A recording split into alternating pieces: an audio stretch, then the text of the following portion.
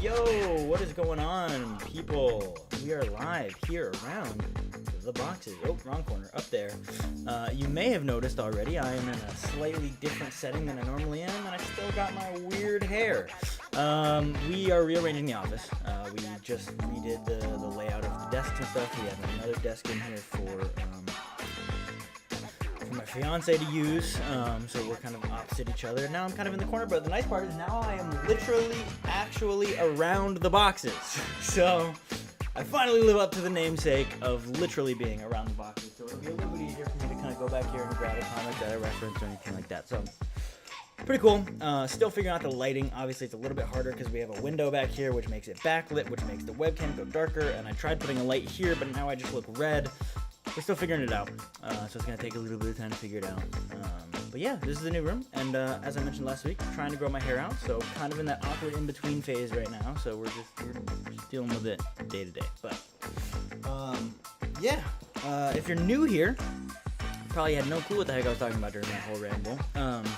This is Around the Boxes, my live stream series where I go over my new comic book pickups and discuss them, and as well as talk about any other kind of news in the comic book industry that I think is interesting to talk about. But kind of a comic collecting, comic reading discussion series, for lack of a better term. But yeah, I don't really have much else to talk about, so I guess I can just dive right into the comics. So first of all, before I dive into the comics, we have a manga update. So I mentioned last week that, oh god, what is my hair doing? I mentioned last week that I bought my first manga, and I showed it in the last Around the Boxes. I got Attack on Titan 1, 2, and 3. Since then, I've kind of gone on a manga explosion, or manga, I guess I should say. I have a friend who's like big into anime and stuff, and I keep saying manga, and he's like, it's manga! I'm like, okay. Doesn't really matter that much, but, you know, whatever. I'm not Japanese, so of course I'm going to butcher the pronunciation. Doesn't matter. Anyway, so my manga collection has just completely exploded in the last week, and I got a bunch of them because they're so cheap. And I just really wanted something to read, and honestly I got hooked to a few of them. So first, continuing Attack on Titan, I mentioned I got 1 through 3. This week I got 4 through 7. Currently on 5, so I finished 4, currently reading 5. Well, I haven't started it yet, but I'm about to read 5. And then I have 6 and 7 just kind of hanging and waiting until I'm ready to read them. But really liking Attack on Titan. It's a lot of fun. Definitely enjoying it, and excited to keep reading it. I'm not going to talk about it too much because I know there's a lot of people subscribe to this channel who don't care about manga, so I'm just going to breeze through these. But for those who do care, I wanted to show you. I also got some new series, aside from Attack on Titan, because I wanted to branch out a little bit, specifically because my Barnes & Noble was sold out of Attack on Titan 4 and 5, so while I was waiting for those to come in the mail, I had to get some new stuff to read. So, we got My Hero Academia, Volume 1, which I have read. It's very good. This is definitely a lot more comic adjacent. It's superheroes, and obviously the aesthetic is very, like, kind of corny, classic comic book aesthetic. So I got Volume 1, which I read, and then I have a couple that I haven't read yet. I have Volume 2, Volume 3, and Volume 4. So I'm excited to continue reading those, but I haven't quite got to them yet because I've been so occupied with Attack on Titan. And the next one, which I'm going to show you, the last one, this is one that I've been recommended many times, and I thought it was time I finally check it out. We got Hunter x Hunter. So I got Hunter x Hunter 1, 2... 3, 4, 6, and 7. The reason I don't have 5 is because it was sold out everywhere. Even if I ordered it online, it would take weeks to come. So I just read it on Comixology and then kept going. And I'll just get it later to fill in the collection. But I have been loving Hunter x Hunter. I highly recommend it. It's a little bit less serious than like Attack on Titan or anything. Like, it's a little more goofy. Kind of reminds me more of Pokemon genre-wise. But it's really, really fun and really, really good. I've actually genuinely been enjoying it. I'm about to start 6. So that is where I'm at right now. But yeah, definitely worth checking out. If you are thinking about getting into manga, I would recommend it. It's definitely the one I've liked the most out of the 3 I've been reading, but it's more of a preference thing. Sorry, I keep getting distracted. I am not feeling well, obviously. Haven't been feeling well for months, but especially right now. My stomach's just like, I'm feeling a bit nauseous. So if I seem a little distracted or kind of like I'm rushing, that's kind of why. Because I knew this would be a shorter episode, but it's probably gonna be a really short episode. Anyway, let me take a sip of water. Continuing on to the comic books that we can actually talk about, and in movie news, Thor comes out this week, so I will be going to see that. And I will be talking about that on the channel. I'll probably talk about it on Around the Boxes, but I'll also probably have a separate video talking about it on the channel, giving my thoughts and things like that. So I'm very excited for that. Love Thor. But jumping into the comics, I did not put these in any sort of order. Give me 1 second. First book I want to talk about is Captain America, Sentinel of Liberty #2. This is not legacy numbered, only 2. As we discussed last week, the Sam Wilson Captain America series has the legacy number, so it seems that's kind of the main one. But I gotta say, I really enjoyed this book. I'm honestly really loving this series so far. Actually, both of them. So if you've ever considered yourself a Captain America fan, but you've never tried out the comics, it's a really good time right now. I would jump on Sentinel of Liberty 1 and 2. I'm really liking what they're doing with it. The art is really good. The story is really good. It's setting up mysteries that I'm excited to see the answers to. So, great job on that one. I forgot. Whatever. Great job on that one. Definitely really, really like it. I like they're setting up a conspiracy, which is I feel like when Captain America is best. And it's a lot easier to follow than past runs that I've read. So definitely enjoy it. I do wish that this had the legacy numbering, but I understand why it doesn't, so I'm not going to cause too much of a fuss about it, but it would be nice to have that as well, but it just doesn't make sense, I guess. Next book, the title of the video, the thumbnail, we got Carnage #4, another book that does not have legacy numbering, which makes 0 sense, because in the past, Carnage has had legacy numbering, but I am loving this series. I was a little iffy about it at first, but the more I've gotten into it, and as I've realized that it is in fact an ongoing series and not just a mini-series, I'm loving it. It's really, really good. The art style is perfect for Carnage. It's like creepy, but also exciting, and it's very good. And I love what they're doing with the story. I mean, they went into space in this issue, and they're going to fight the dark elves and stuff like that. Like, it's almost fantasy, which I know they're about to go to hell, so that'll be exciting. But yeah, we see the return of Spiderling from Renew Your Vows, or the Pattern Maker. And I guess she's now the new, like, center of the Web of Life. Well, there is no Web of Life, but she's, like, kind of in charge of the Spider-Verse, I guess. And, yeah, I just really love what they're setting up with this book. I love the idea of, like, this cop with Cletus Cassidy in his mind, and then the Carnage symbiote with, like, potentially a new host, but he's kind of just, like, testing him out. It's super cool. Super, super cool. I love the next cover. I cannot wait for that book. I don't know how well it'll show up on the video, but they have, like, past covers in the back. Like, I think Fantasy 15's up here. If you go down here, there's Infinity Gauntlet right there. So it's, like, a bunch of old comic book art shattered and then Carnage in the center. That's a super cool cover. So if you've ever liked Carnage as a character, you've liked his books, Maximum Carnage, whatever the case, definitely go and pick this series up for 2 reasons. 1, I think it's really worth reading, but 2, I really want more people to pick it up because that means that they won't cancel it. I'm not saying that they're going to cancel it. It's just in the past, we've gotten Carnage series. We've gotten Carnage ongoing series, and then not enough people picked it up, so they ended up canceling it after like 15 issues or something like that. I really want this to keep going, just like Venom does. You know, enough people pick up Venom that they never cancel that. So I really want them to continue doing a Carnage series, and I think Ram V is a great writer for this, so definitely go and pick it up. Go and support it so that they will know that fans want this and would enjoy this. It's interesting to have a story follow a villain. Sometimes, not all the time. Don't get carried away. But, you know, it is really enjoyable and really, really good. And I love to expand the Carnage mythos as much as the Venom mythos has been. So lots of room to grow there. Lots of stories to tell. And hopefully they'll keep going with that. And hopefully they'll add a legacy number at some point. That's all I ask. You know, just one teensy little legacy number. But I guess they don't really care about that, so whatever. Okay, continuing on. This next book I've been waiting for. I feel like they delayed it because it's been a while since the last issue. This is Saga Chapter 60. As you guys know, I read the entirety of Saga right before 54 came out, and then started picking it up since, and I love it. It is one of my favorite series that I pick up. Probably like in the top 3 of all the series that I pick up, so it's definitely worth checking out. And this issue was kind of the beginning of a new storyline, so not a bad point to jump in on. Although I would recommend 54 if you are going to jump in. Read the whole series. I would say you should definitely read the whole series. But yeah, this book had a very emotional ending, and I think they're really setting up for a great storyline in this book. Spoilers ahead if you don't want spoilers for this issue, or if you haven't read it yet.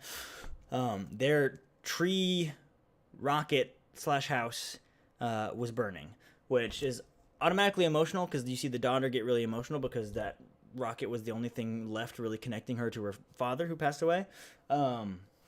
But it's also intriguing because it's like, who burnt it down, so they're setting up a plot thread of like, who the heck burnt down this rocket ship and why, and so there's a lot of intrigue there. So I'm definitely looking forward to this upcoming storyline. The last storyline was not bad. It was good, but it wasn't like mind-blowing. They used a lot of like kind of cheesy cliffhangers and things that never really went anywhere. I still really enjoyed it, but I am really looking forward to this new storyline because I feel like they're going to do something a little bit better with it. So I am looking forward to that. But I'd give that like 8 out of 10 issue. It was fun. It was a little bit calm for most of it, just kind of resetting from the last storyline, and then things kick off right at the end. So excited to see where that goes. Last book, so this is really going to be a short episode. Last book I picked up this week, of course, you know what it is. It's Amazing Spider-Man number 5, Legacy 899. So we are just about at 900 now.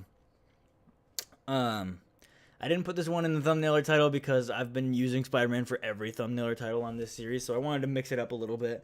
I do think it's a little bit weird. Like, it didn't really hit me that this was issue 899 until I actually looked at it when I grabbed it off the shelf.